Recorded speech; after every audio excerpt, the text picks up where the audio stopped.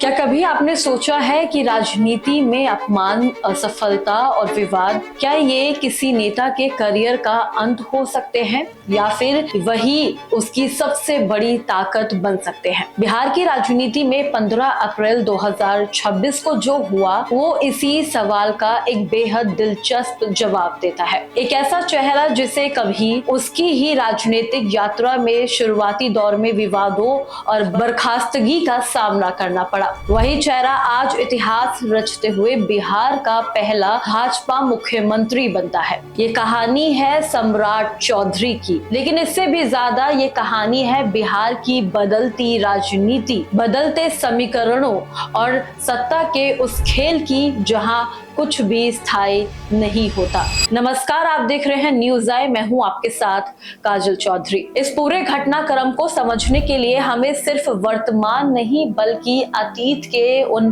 पन्नों को भी पलटना होगा जहां से ये कहानी की शुरुआत हुई। साल 1999, जब एक युवा नेता, उम्र में कम लेकिन महत्वाकांक्षाओं में बड़ा, राबड़ी देवी की सरकार में कृषि मंत्री बनता है। ये अपने आप में ही एक असाधारण घटना थी, क्योंकि इतनी कम उम्र में मंत्री पद मिलना राजनीति में दुर्लभ माना जाता है। लेकिन ये उपलब्धि ज्यादा समय तक टिक नहीं पाई। उनकी उम्र को लेकर विवाद खड़ा हो गया और राज्यपाल ने हस्तक्षेप करते हुए उन्हें पद से बर्खास्त कर दिया। ये सिर्फ एक संवैधानिक कार्रवाई नहीं थी, बल्कि एक ऐसा झटका था जो किसी भी उभरते नेता को हाशिए पर धकेल सकता था। आरोप लगे, कानूनी पहलू सामने आए और एक तरह से यह संदेश गया कि उनकी राजनीतिक सफर शायद यही थम जाएगा। लेकिन राजनीति की असली परीक्षा यहीं से शुरू होती है और सम्राट चौधरी ने इस परीक्षा में पीछे हटने के बजाय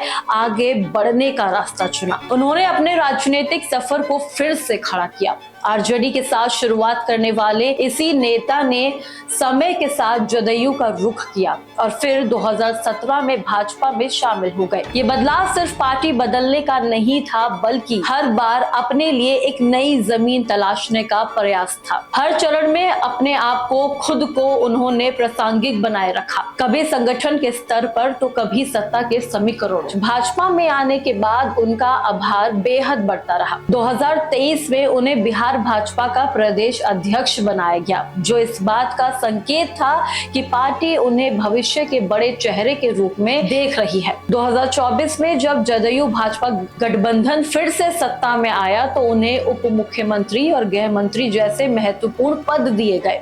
ये सिर्फ पद नहीं थे, ये जिम्मेदारियां थी जो ये दिखाती थी कि वो अब सत्ता के केंद्र में आ चुके हैं। फिर आता है 2025 का विधानसभा चुनाव, एक ऐसा चुनाव जिसने बिहार की राजनीति की दिशा ही बदल दी। भाजपा ने अभूतपूर्व प्रदर्शन किया और ये स्पष्ट हो गया कि अब वो सिर्फ सहयोगी दल नहीं बल्कि नेतृत्व करने की स्थिति में है। हालांकि गठबंधन बना रहा, लेकिन अंदरूनी शक्ति संतुलन बदल चुका था। इसी बदलते संतुलन के बीच 14 अप्रैल 2026 को नीतीश कुमार का इस्तीफा आता है।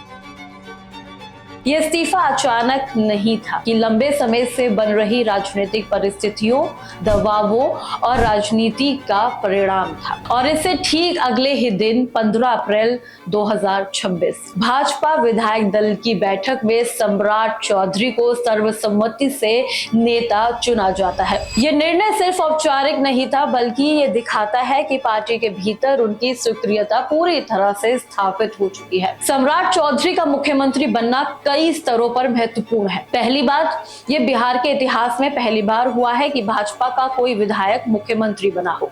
दूसरी बात, यह एक स्पष्ट संदेश है कि भाजपा बिहार में सिर्फ साझेदार नहीं बल्कि नेतृत्वकर्ता की भूमिका में है। और तीसरी, शायद सबसे महत्वपूर्ण बात भी, ये जातीय और सामाजिक समीकरणों का एक नया अध्याय है। सम्राट चौधरी कुशवाहा कोरी समुदाय से आते हैं, जो बिहार की राजनीति में एक प्रभावशाली ओबीसी वर्ग माना जाता है। भाजपा ने उन्हें आगे करके इस वर्ग को अपनी पकड़ में ले लिया है, कहीं ना कहीं प्रयास कर चुके हैं। लवकुश समीकरण जो पहले जदयू की ताकत माना जाता था, अब वो भाजपा की राजनीति का हिस्सा बनता दिखाई दे रहा है। लेकिन लेकिन इस बदलाव के राजनीतिक मायने यही खत्म नहीं होते। जदयू, जो पिछले 2 दशकों से बिहार की राजनीति का केंद्र रहा, अब एक नई चुनौती का सामना कर रहा है। उनके पारंपरिक वोट बैंक खिसकने का साफ संदेश मिल रहा है और उसे अपनी पहचान को फिर से परिभाषित करना पड़ सकता है। वहीं राजद इस पूरे घटनाक्रम को जनादेश के खिलाफ बताते हुए इसे सत्ता की चाबी बदलने का नाम भी दे रही है। विपक्ष इसे राजनीतिक नैतिकता के सवाल से जोड़ रहा है, जबकि भाजपा इसे विकास और स्थिरता की दिशा में एक जरूरी कदम बता रही है। राष्ट्रीय स्तर पर भी इसका असर गहरा है।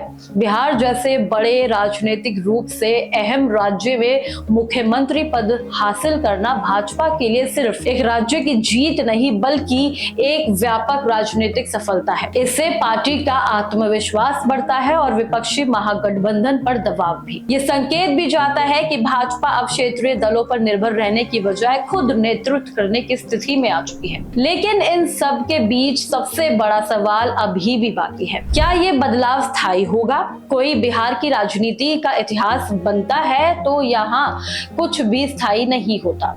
गठबंधन बनते हैं, टूटते हैं, चेहरे बदलते हैं, सत्ता में संतुलन लगातार बदलता रहता है। सम्राट चौधरी के सामने अब असली चुनौती शुरू हो जाती है। उन्हें सिर्फ मुख्यमंत्री नहीं रहना है बल्कि खुद को साबित भी करना होगा। विकास के मोर्चों पर, प्रशासनिक फैसलों में और सबसे बढ़कर सामाजिक संतुलन बनाए रखने में। ये कहानी सिर्फ एक नेता के मुख्यमंत्री बनने तक की नहीं है। ये कहानी है उस व्यवस्था की जहां हर हार एक नई शुरुआत हो सकती है, जहां हर अपमान अगर सही तरीके से इस्तेमाल किया जाए तो वही सबसे बड़ी ताकत बन सकता है, और जहां सत्ता सिर्फ हासिल नहीं की जाती, उसे हर दिन हर फैसले के साथ बनाए रखना पड़ता है। बिहार की सियासत में एक नया अध्याय जरूर है, लेकिन ये देखना बाकी है कि क्या ये अध्याय कितना लंबा चलता है और इससे आगे कौन कौन से मोड़ आते हैं। खास पेशकश में इतना ही। से तमाम अपडेट्स और जानकारियों के लिए देखते रहे न्यूज़ आए।